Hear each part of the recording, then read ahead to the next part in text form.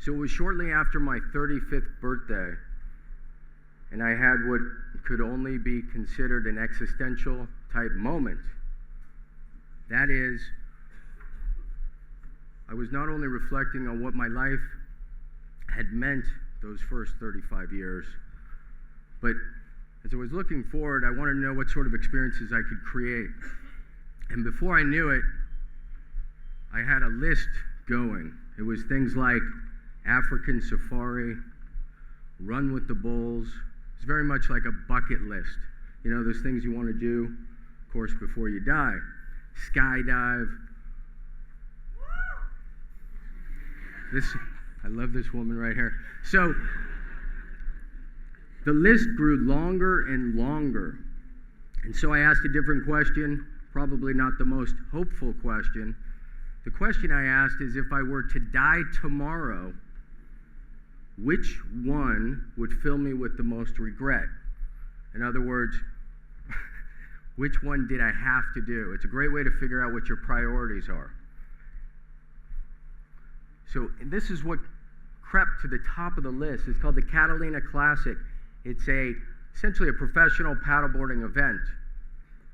You paddle from Santa Catalina Island, which is just off the coast of California, to a beach just outside of LA called Manhattan Beach. And you lay on a board and you do this or this for anywhere between 5 to 12 hours. It's a 32-mile event. There were only a couple problems. Well, let me first say, I went through this dialogue with myself. Are you serious? You're 35. There's no way you could do this. And I said, yes, I can. And then I said, no, you can't. And I went back and forth with me. And I finally said, look, you're either going to do this or forget about it forever.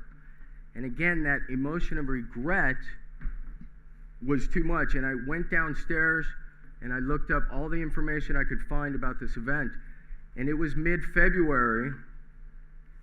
And the event was actually taking place August 24th. And before I knew it, I had printed out a congratulatory receipt. I had signed up for the event. There were only a couple problems. It's a 32-mile paddle event. That's the first problem. The other problem is I didn't own a paddleboard. I'd never paddled before. Not 1 mile, not 5 miles, but it was those images of the lifeguards in the 50s that were seared into my subconscious. And I always thought I had to do this someday. The short story for now is that on August 24th, I completed the event. I crossed the finish line. This is what the day looked like. Thank you. I started out pretty strong. There's mile 24, 30 seconds with a banana. This is mile 30. I'm about to die. And this is mile 32. I crossed the finish line in 7 hours, 22 minutes, 30 seconds. Thank you. I was ecstatic not because I was first or I set any speed records, but because I'd finished what truly seemed impossible to me. So I took away some lessons. The first is, make sure your escort crew isn't prone to getting seasick. That's my little brother, Mark, and that's me in the distance, and at about 6 hours in, I think I was faring better than him. But the real lessons were many, and unfortunately, I only have time to share 3 about habit in particular and how it can drive goal achievement. So insight number 1, as it relates to accomplishing your goals, is to burn your to-do list. Hope you just saw that. Burn your to-do list. I know that's probably counterintuitive, but go ahead. See, when I set out to do goals, there's one methodology that is very commonplace. It's called the SMART goal system. You may be familiar with it. It's in every business book, essentially, I've ever run across. All the clients I work with work from SMART goals. This is an acronym. It stands for specific, measurable, achievable. I see a lot of people nodding. I couldn't find any other goal system. There's only one problem. How smart can SMART goals be when they don't account for habits? Okay? And I'll explain why. So, what is habit? So, habit has many definitions, but a habit is a behavior, right? It's a behavior. It's either a thought habit that's reoccurring or an action and a behavior that's reoccurring. And thanks for asking, because if I'm going to spend 15 minutes talking about habit and somebody doesn't know what habit is. So we all have habits. We're predisposed to have habits. The question is, because they're so interwoven into our lives, we often don't even take time to think about them. They direct, ultimately, our destiny. So habit is extremely powerful. But getting back to SMART goals, what ends up happening with SMART goals is at the end of this process, you go through all those criteria, you end up with a to-do list. So this is what a SMART goals process might be if my goal were to run a marathon. Register, call the trainer, buy shoes, run. Okay? You can see how run separates itself, not just because I circled it, but because that is a core related behavior to the goal. That's the one that's going to be the difference maker whether I complete the marathon, not call the trainer. Okay? Does that make sense? Core related behavior. So when I set out to do the Catalina Classic, I focused exclusively on core related behaviors, otherwise known as habits I was hoping to build. Again, I'd never paddled before. So I just picked 5: paddling, stretching, running, drinking water, visualization, or meditation.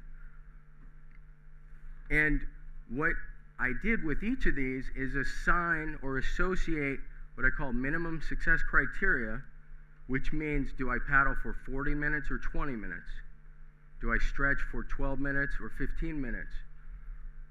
You get the picture. How many glasses of water do I have to drink? So go to the next one. So this is minimum success criteria, frequency per week. Remember that, frequency per week, and a tracking period.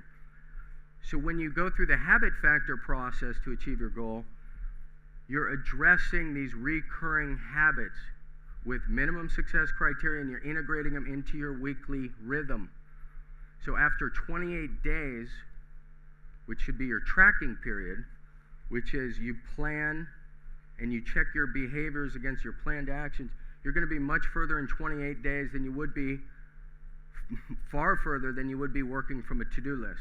Just focusing on core behaviors, repeated. Go ahead. Now, insight number 2, as it relates to goal achievement and habit, came from this great quote by Ovid, the great Roman poet. Ill habits gather by unseen degrees, as brooks make rivers, rivers run to seas. And it's fantastic for several reasons, primarily because it draws this parallel to the natural world, or even the universe. And I realized as I was focused on habit, I was too focused. I needed to pull my perspective back. So insight number 2 relates to rhythms and patterns throughout the natural world or throughout the universe as it relates to our energy. See, the universe, of course, is energy. Go ahead. So if you look for these, this is a galaxy spiral. And then this is a weather spiral. And then a nautilus spiral. And you can see the incredible similarities here. See, what this means is energy has this crazy disposition for pattern and rhythm. And we are energy. And so if we're trying to achieve a goal, our best bet is to integrate our behaviors, our energy, into a rhythm. So you may remember previously when I integrated into the weekly rhythm. Does that make sense? Okay, let's go to the next one. So then I had to know what was the science behind habit. Go ahead. And I had this, the incredible good fortune of coming upon my 7-year-old daughter. She was in tears. She was bawling her eyes out, and her mother shoved her to me. You teach her. And she was a victim of Velcro. She didn't know how to tie her shoes, okay? At 7 years old. So as I sat down next to her, and I'm telling her, honey, this is so easy, I'm thinking, wow, this is insane. This is complex. Like, this is a crazy knot, but I'm not telling her that. 2 days later, I come downstairs, and her older sister, by 2 years, has her leg propped up on the couch. She's reading the iPad. She's not even looking at her shoes, and she's tying her shoes. And I'm thinking, oh my goodness, right? Oh my goodness, OMG. So one day you can be crying because something is so difficult. But through the power of habit, if you do it every day for, let's say, 2 minutes, for 2 years, you can do it where you're not even consciously thinking about it. And of course, that's one of the definitions of habit. A behavior you do, thank you, without conscious thought. Good. So this is what scientists tell us go on in the brain. It's fascinating. I learned a lot writing this book, I can tell you. The colored area in the middle, scientists tell us, is the limbic structure. And this is what my buddy Dave calls the high rent district. So the brain is slow and cognitive up here, but as it develops the habit, it drives them into the limbic structure, where it's not cognitive, it's just reflexive, it's instant, it's quick. So if you think about military and sports, first responders, they drill, they practice. Whether they know it or not, what they're doing is they're taking the slow and they're driving it deep into this limbic structure where it can be automatic. Go ahead. And then, of course, that led me to the distinction, the incredible distinction between the brain, which is in our head, right? It's this organ. You can see it, touch it, if you want, I guess. But the mind is this esoteric device, if you will. I've never had a doctor say, here's your mind, Martin, and point to it. So we always talk about the mind and the brain, but they're really very different things. What's incredible is the mind has two components, of course, the conscious mind and the subconscious.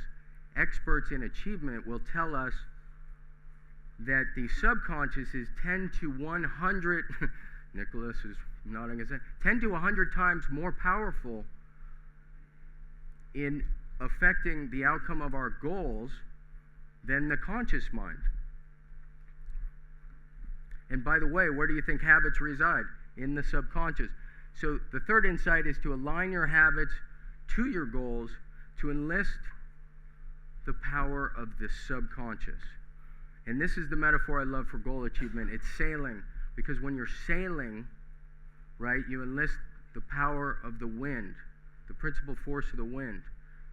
And when you're trying to achieve a goal, you must enlist the principal force of the subconscious, and you do that via habit. So this is you, and this is your best friend, habit. Okay? That, whoever asked, what is habit? That's habit, your best friend. He wants to take you, he's cuddly, he's soft, he wants to take you to your success, to your goal achievement. Go ahead. But of course, this is the tragedy and the ultimate irony as it relates to habit. If we think about habit at all, we don't think about it as our best friend, right? Unfortunately, we think about it as the enemy. This is tongue-in-cheek from the New York Times. Warning, habits may be good for you. That is hilarious, right? They may be good for you. I think we know far better that habits are incredible for us. Habits are what make or break our future. And so as we look towards tomorrow, right? And let me first say, it would be fantastic if we left here tonight and each one of you could think about 1, 2, or maybe 3 habits you could align with your goals to help you achieve your goals. I think that would be a fantastic victory. But I wrote this book because I had a slightly bigger vision. And that is when we are teaching our children about the principal force of habit and how it can help them achieve their goals, I think their lives will be far brighter, and then the future of our communities and our planet will be much, much better off. Thank you.